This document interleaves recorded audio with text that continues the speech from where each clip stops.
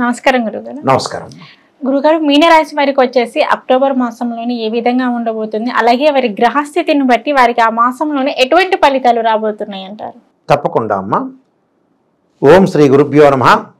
మీనరాశి వాళ్ళకి అక్టోబర్ నెలలో ముఖ్యంగా గ్రహస్థితులు ఫలితాలు చెప్పుకునే ముందు ఏ రాసుల్లో ఏ గ్రహాలు ఉన్నాయో ఒక్కసారి మనం చూద్దాం.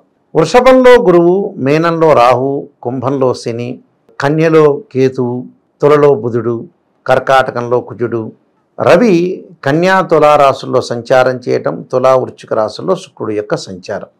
ఇది గ్రహస్థితి. ఫలితాలను మనం చూసుకునేటట్లయితే మీనరాశి వాళ్ళకి తృతీయ స్థానంలో గురువు యొక్క సంచారం వల్ల ఆర్థిక పరంగా ఆదాయం అనేది పెరుగుతుంది.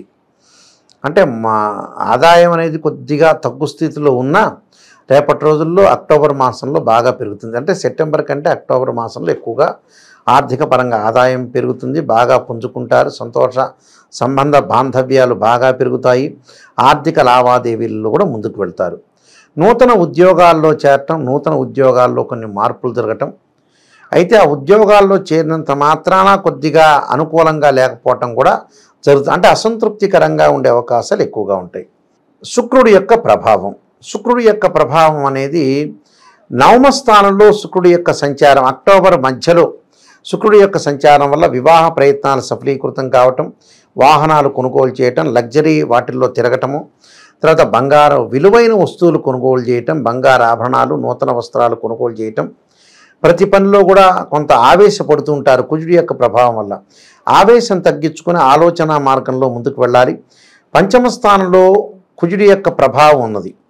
పంచమ స్థానంలో కుజుడి యొక్క ప్రభావం వల్ల ఏం ఆలోచన చేస్తారంటే కొంచెం సంతానపరంగా ఆలోచనలు బాగా పెరుగుతుంటాయి. వాళ్ళ యొక్క పిల్లల యొక్క చదువులు కానీ, పిల్లల యొక్క పెళ్ళిళ్ళు కానీ, వాళ్ళ యొక్క ఆర్థిక అభివృద్ధి గురించి ఆలోచన చేస్తుంటారు. భూ సంబంధమైన వ్యవహారాల్లో కానీ మధ్యవర్తిత్వం అనేది పనికిరాదు వీళ్ళకి. మధ్యవర్తిత్వంలో కూడా కొన్ని ఇబ్బందులు కలుగుతాయి. ఆ ఇబ్బందుల వల్ల కూడా కొంత ఆవేశపడి గొడవలకి, కోర్టు సమస్యలకి, పోలీస్ స్టేషన్లకి దారితీసే వరకు ఉండకూడదు. అవార్డులు, సన్మానాలు, రివార్డులు కలుగుతూ ఉంటాయి. ఆ ఒక్క కోపాన్ని, దీర్ఘకాలిక వ్యాధులు ఉన్న వాళ్ళు మాత్రం జాగ్రత్త ఉండాలి. దానికి కారణం ఏంటంటే జన్మంలో రాహు ఉండటం, అలానే పంచమ స్థానంలో కుజుడు ఉండటం వల్ల దోషం కలుగుతుంటుంది. దోషం కలిగినప్పుడు చాలా జాగ్రత్తగా ఆలోచన చేసి ముందుకు వెళ్ళాలి. ప్రతిదాన్ని కూడా ఆవేశపడకూడదు. ఆవేశపడకుండా ఆలోచన ప్రయత్నాలు చేయాలి. సరైన మార్గాలు వెతుక్కుంటారు, సరైన నిర్ణయాలు తీసుకుంటారు. అన్ని మార్గాల్లో కూడా ఎక్కడ ఆదాయాన్ని సంపాదించాలని కూడా కొంత ఆలోచన చేస్తుంటారు. అలాంటి వాటిలో కూడా ముందుకు వెళ్తుంటారండి. అలాంటి ప్రాబ్లం ఏం లేదు. కానీ కొన్ని విషయాల్లో త్వరగా నిర్ణయం తీసుకోవాలి. ఆవేశపూరితమైన నిర్ణయాలు తీసుకోకూడదు. అలానే సప్తమ స్థానంలో కేతు యొక్క ప్రభావం. సప్తమ స్థానంలో కేతు యొక్క ప్రభావం వల్ల ఆలోచన విధానాలు మారిపోతుంటాయి. ఆలోచనలో నేనేం చేయాలని ఆపదలు, అవమానాలు, గౌరవ సన్మానాలు జరుగుతూ కూడా బంధుమిత్రులతోటి ఆపదలు, మిత్రులతోటి అగౌరవము, ఇలాంటివన్నీ కూడా జరుగుతూ ఉంటాయి. అలాంటి విషయాల్లో కొద్దిగా జాగ్రత్త వహించి ముందుకు వెళ్ళాలి. దాంతోపాటు అష్టమ నవమాల్లో రవి యొక్క సంచారం వల్ల ఉద్యోగ భద్రత కాపాడుకోవాలి. ఉద్యోగంలో అన్ని విషయాలు పక్కన కొలీగ్స్కి రహస్యాలన్నీ చెప్పకూడదు. ఎంతవరకు చెప్పాలో వాళ్ళు అంతవరకే చెప్పి ముందుకు వెళ్ళాలి. అయితే ఇబ్బందికరమైన వాతావరణాలు వచ్చే అవకాశాలు ఎక్కువగా ఉంటాయి. అంటే రవి యొక్క ప్రభావం కూడా వీళ్ళ జాతకం మీద ఉంది. అందువల్ల ఆలోచన, ఆవేశం అనేది తగ్గించుకోవాలి. వివాహ ప్రయత్నాలు సఫలీకృతమైతే ఉద్యోగంలో నిర్ణయాలు తీసుకునేటప్పుడు కొంత జాగ్రత్త ఉండాలి. నిరుద్యోగులకు ఉద్యోగం వస్తుంది. వాళ్ళు ఆశించిన దానికంటే మంచి ఉద్యోగం వస్తుంది. ఎలాంటి ప్రాబ్లం లేదు. కానీ ఆ ఉద్యోగాన్ని చేసేటప్పుడు పక్కన తోటి కొలీగ్స్ తోటి కొద్దిగా వ్యవహార తీరు అనేది మనం మార్చుకోవాలి. అంటే అందరూ మంచివాళ్ళు కాదుగా. ప్రపంచంలో చెడ్డవాళ్ళు ఉంటారు, మంచివాళ్ళు ఉంటారు, రకరకాల వ్యక్తులు ఉంటారు. ఎప్పుడూ కూడా మనిషి నూతన విద్యార్థిగానే ఉండాల్సిందే. రకరకాల వ్యవహార మనిషి మనతో ఏర్పడుతూ ఉంటారు. సంబంధ బాంధవ్యం సమాజంలో వాళ్ళ యొక్క ఆలోచనల్ని మనం పసిగట్టలేం.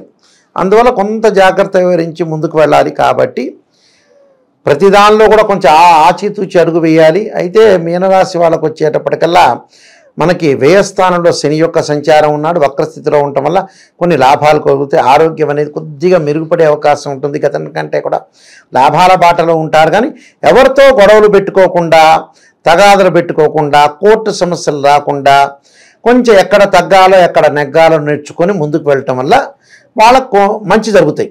అంటే భార్యాబిడ్డల మూలకంగా కూడా వాళ్ళకు ఆస్తులు సంక్రమిస్తాయి.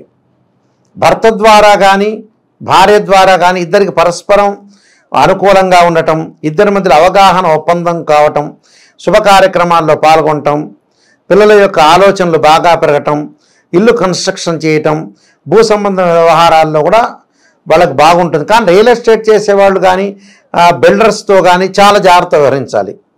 మనం ఒక ఇల్లు కొనాలి, లింక్ డాక్యుమెంట్స్ అన్నీ ఉండాలి, రిజిస్ట్రేషన్ కరెక్ట్గా ఉండాలి, బిల్డర్ ఒక మాట మీద ఉండాలి. మాట తప్పే వ్యక్తులతోటి వ్యాపార సంబంధాలు కొనసాగించకూడదు. పార్ట్నర్షిప్తో కూడా చిన్న చిన్న గొడవలు వస్తాయి. ఆవేశపడకుండా ఏదైతే ఆలోచన సరళి ప్రకారంగా ఆచితూచి అడుగు వేస్తే వీళ్ళకి మంచి జరిగే అవకాశాలు ఎక్కువ ఉంటాయి. ఇలాంటివన్నీ కూడా గ్రహించి ముందుకు వెళ్ళాలి. వాహనాలు కొనుగోలు చేయటం అనేది ఇబ్బందికరం అవుతుంది. వాహనాలు షాపుకి వెళ్తాం, మనం వాహనం కొనుగోలు చేయడం, వాహనాల మీద వెళ్తారు, కొన్ని ఇబ్బందులు కలుగుతాయి. ప్రయాణాలు చేస్తుంటారు, విఘ్నాలు జరుగుతుంటాయి. వీటన్నిటికి కూడా కొన్ని పరిహారాలు చేసుకుని ముందుకెళ్తే సరిపోతుందమ్మా. ఓకే గురుగారు, మీనరాశి వారు వచ్చేసి అక్టోబర్ మాసంలోనే ఎటువంటి పరిహారం చేసుకుంటే వీరికి బాగుంటుంది అంటారు? వీళ్ళకి ముఖ్యంగా రాహు అధిష్టాన దేవత అయిన దుర్గా అమ్మవారిని భక్తి శ్రద్ధలతో కొలవాలి. కాత్యాయనాయుధ్యే కన్యాకుమారి ధీమహే తన్నో దుర్గి ప్రచోదయాత్ అనే మంత్రాన్ని, దాని తర్వాత గణపతి యొక్క ఆరాధన చేయాలి. విఘ్నేశ్వరుని ఆరాధన చేయటం వల్ల జీవితంలో వాళ్ళకి విఘ్నాలు తొలగిపోతాయి.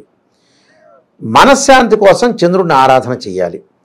క్షీరపుత్రాయుధ్యే అమృతతత్వాయుధీమే తన్నో చంద్ర ప్రచోదయాత్ అనే మంత్రాన్ని, దధీశంక తుషారాభం క్షీరోదార్ణవ సంభవం నమామి శశనం సోమం శంభురు మకటభూషణం అనే మంత్రాన్ని చదువుకోవాలి.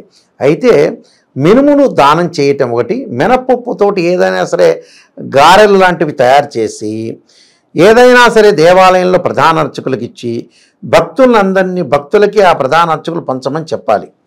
అలానే స్వీట్ కూడా నైవేద్యం చేసి పెట్టడం చాలా మంచిది.